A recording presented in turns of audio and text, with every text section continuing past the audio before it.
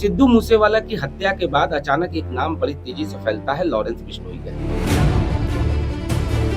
Basically इसकी जो जुर्म की दुनिया की कहा जा सकता है कि पहली सीढ़ी जो इसने चढ़ी वो छात्र राजनीति के दौरान चढ़ी। न सिर्फ जिगाना पिस्टल की बात करें हम, बल्कि AK-47 अत्याधुनिक हथियारों से इस गैंग का रिश्ता पुराना रहा है। लॉरेंस तो जेल में, अहमदाबाद जेल में है। अनमोल जो है, अनमोल बिश्नोई भी अब उसको विदेश से पकड़ के लाया गया और अब यहाँ जेल में है। तो पूरा ये नेटवर्क कैसे काम करता है? जी देखिए, 2014 की बात करें तो लॉरेंस बिश्नोई लगातार जेल में ही है। निश्चित तौर पर इतने लंबे समय से वो देश के अलग-अलग जेलों में रहा। कहीं न कहीं उसका नेटवर्क जो है जेलों में काफ़ी स्ट्रॉन्ग रहा और ये बात किसी से छिपी नहीं है। सोशल मीडिया पर ये गैंग जिस तरीके से अपना प्रचार-प्रसार करता है, युवा जो हैं वो लगातार इसके फैन होते जा रहे हैं। आप सोचिए कि हमने कई ऐसे यंगस्टर को देखा, जब हम जाते थे, कई लड़कियां लॉरेंस से मिलने के लिए आती थी, इतना ज्यादा उसके मतलब फैन फॉलोइंग है। हाँ, तो सोशल मीडिया पर इन लोगों ने इस तरीके से अपना प्रचार प्रसार किया कि जो युवा वर्ग है, खासतौर पर जो नाबालिग हैं, वो कहीं न कहीं इनसे जुड़ने की कोशिश करते हैं, इनके गैंग में शामिल होने की कोशिश करते हैं और इसी का फायदा ये गैंग उठाता है। जो भी शूटर्स आप देखेंगे, ज्यादातर शूटर्स जो इस्तेमाल किए यूपी जाते से शूटर मिल रहे हैं, बिहार से भी कनेक्शन इनके जुड़े हुए हैं। किसी भी वारदातों में आप देखिएगा जो शूटर्स इनसे जुड़ते हैं, वो शूटर्स ज्यादातर क्या होते हैं, नए होते हैं, कुछ जो है नाबालिग होते हैं, छोटे-मोटे अपराधी होते हैं। हाँ, उनको छोटा ऑफर दिया जाता है, छोटा-मोटा, और उसके बाद वो इनके साथ इनके ये जो कहते हैं उसको ये करते हैं। अच्छा अनुज जी, हमने ये देखा कि 90 के दशक में दाऊद दुबई में बैठकर पूरे मुंबई पर राज करता था। बॉलीवुड में उससे जो कई लोग जुड़े हुए थे जो इसके इशारे पर काम करते थे। तो क्या लॉरेंस गैंग भी दाऊद की राह पर, जैसे बॉलीवुड में मुंबई में बाबा सिद्दीकी का मर्डर हुआ, फिर सलमान खान को धमकियां दी जाती हैं, फिर रणवीर सिंह और रोहित शेट्टी डायरेक्टर जो हैं उनके साथ हालिया जो केस हुआ, तो उसमें क्या ये भी दाऊद इब्राहिम की तरह एक सल्तनत बनाना चाहते हैं बॉलीवुड में? या जी बिल्कुल, इसकी शुरुआत तो आप समझिए कि तब से शुरू हो गई जब बाबा सिद्दीकी का मर्डर और उसके बाद सलमान खान के घर पे फायरिंग की बात की जाए, या सलमान खान को मारने के लिए जिस तरीके से संपत नेहरा ने रेकी की, और एक तरीके से कहा जा सकता है, पहले हम अगर इन गैंग की सारी चीजों को समझने की कोशिश करें तो शुरुआत लॉरेंस बिश्नोई को सिद्धू मूसेवाला हत्या से पहले कोई नहीं जानता था। बहुत कम सीमित इलाके में लोग जानते थे। सिद्धू मूसेवाला की हत्या के बाद अचानक एक नाम बड़ी तेजी से फैलता है, लॉरेंस बिश्नोई गैंग। उसके बाद हम देखते हैं कि जयपुर में एक मर्डर होता है, करणी सेना के एक नेता का मर्डर होता है जिसका सीसीटीवी सामने आता है और देखा जाता है किस तरीके से हॉल में घुसकर उन्हें मतलब सीधे गोलियों से मार दिया जाता है।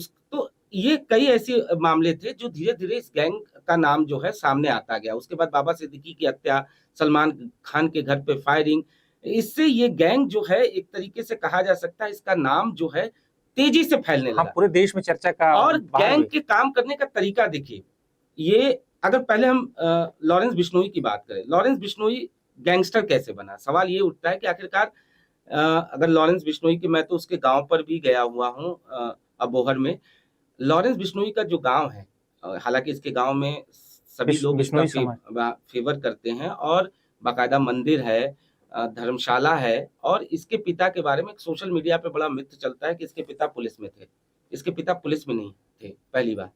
इसके पिता जो है जमींदार हैं, करीब 100 किला जमीन जो है वो लॉरेंस बिश्नोई के पास है। जी। मतलब पैसे वाला, अगर पैसे की बात की जाए तो लॉरेंस बिश्नोई की फैमिली के पास बहुत पैसा है। मतलब एक संपन्न परिवार से लड़का आता है और स्मार्ट सा लड़का, और छात्र राजनीति में जब ये प्रवेश करता है, बेसिकली इसकी जो जुर्म की दुनिया की कहा जा सकता है कि पहली सीढ़ी जो इसने चढ़ी वो छात्र राजनीति के दौरान चढ़ी। छात्र राजनीति के दौरान ये गाड़ियों में तोड़फोड़ करता है, आगजनी करता है। उसके बाद इसे पहली बार जेल ले जाया जाता है, उसके बाद कुछ छूट जाता है, उसके बाद धीरे-धीरे कर ये 1-2 मामले और करता है। इस दौरान वो एक फायरिंग की वारदात को भी अंजाम देता है, जिसके बाद लॉरेंस बिश्नोई जो है वो लगातार जेल आना-जाना उसका शुरू हो जाता है। वहीं से लॉरेंस बिश्नोई जो है वो गैंगस्टर की सीढ़ी चढ़ने लगता है और धीरे-धीरे कर वो आज के समय में गैंगस्टर क्या, अब तो देश का नया don. Bharat, Canada, Pakistan, America तक में उसकी चर्चा होती है। बिल्कुल, न सिर्फ देश बल्कि विदेशों में, खासतौर पे आप देखिए कपिल शर्मा के कैफे पे फायरिंग की बात की जाए, हाँ, या कनाडा में कई ऐसे मामले सामने हुए जब कनाडा सरकार ने लॉरेंस बिश्नोई के खिलाफ जो है कार्रवाई शुरू की, तो कहीं न कहीं इस गैंग ने खुद को दिखाने की कोशिश की कि देखिए, आप हमारे खिलाफ कार्रवाई करेंगे तो हम क्या कर सकते हैं। उसके बाद इस गैंग ने कई सारे वारदातें कराई, जिसमें फायरिंग की वारदातें, और बाकायदा वारदातों को अंजाम देने के बाद एक पोस्ट आता है कि जी इस वारदात को हमने कराया। अच्छा, और ये हमने ये भी देखा कि पहले ये धमकी देता है, सिद्धू मूसेवाला को पहले धमकी दी गई थी, ऐसे दावे किए जाते हैं कई रिपोर्ट्स में, पहले धमकी देते हैं और उसके बाद ये जो भी करना होता है।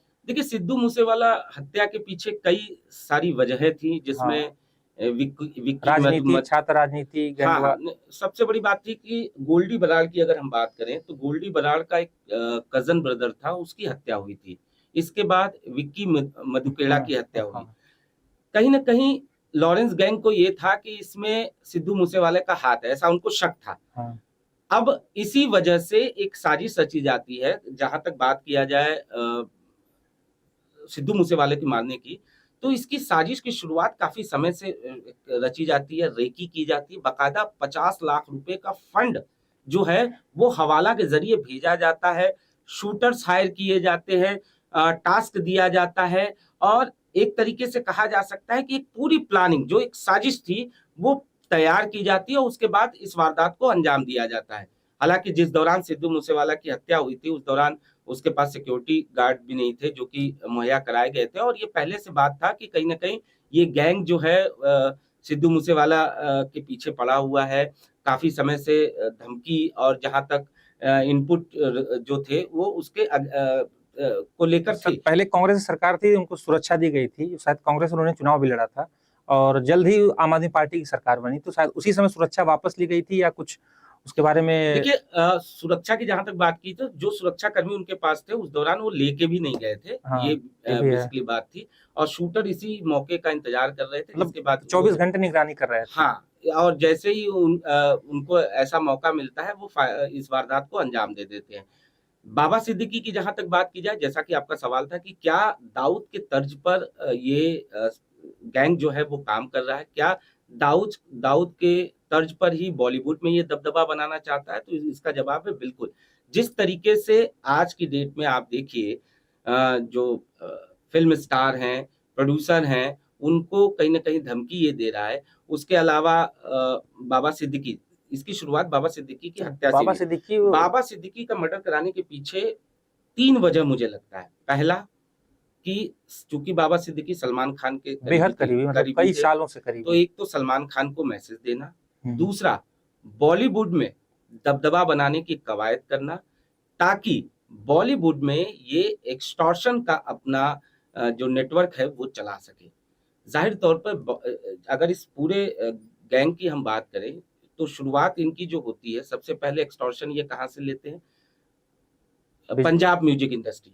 उसके बाद हमने देखा कि कबड्डी लीग में इनकी एंट्री होती है, प्लेयर्स को और जो ऑर्गेनाइजर होते हैं उनको, जो ऑनर होते हैं उनको टारगेट करने की कोशिश की जाती है, और अब बॉलीवुड में अपना दबदबा कायम करने के लिए, चाहे रणवीर सिंह की बात करें या रोहित शेट्टी की बात करें, तो कहीं न कहीं ये गैंग जो है अब दाऊद के तर्ज पर बॉलीवुड में अपनी एंट्री चाहता है, और इसी वजह से इस तरीके की वारदातों को अंजाम दे रहा है। लेकिन सुरक्षा एजेंसियों की जहां तक बात की जाए, सुरक्षा एजेंसियां, हमने देखा कि चाहे सचिन रहा हो इस गैंग का सबसे, जो सिद्धू मूसेवाला की हत्या में एक बड़ा नाम था, उसे अजरबैजान से सुरक्षा एजेंसियां लेकर आती हैं, अनमोल बिश्नोई को लाया जाता है, तो कहीं ना कहीं गैंग पे शिकंजा कसने की कवायद जरूर की जा रही है।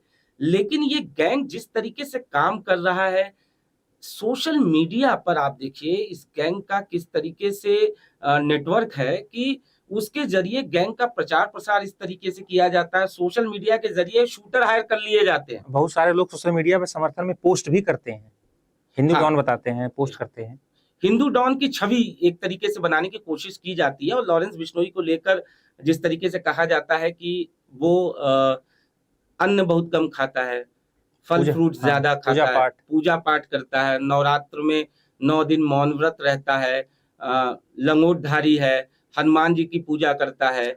तो इस तरीके से उसकी छवि को जो है ना, न सिर्फ एक तरीके से कहा जा सकता है, उसे प्रमोट भी किया जाता है ताकि ज्यादा से ज्यादा लोगों को उसके बारे में पता चले। और यही वजह है कि हिंदू डॉन की छवि जो एक तरीके से कहा जा सकता है, उसे देने की कवायद अच्छा। की जाती है।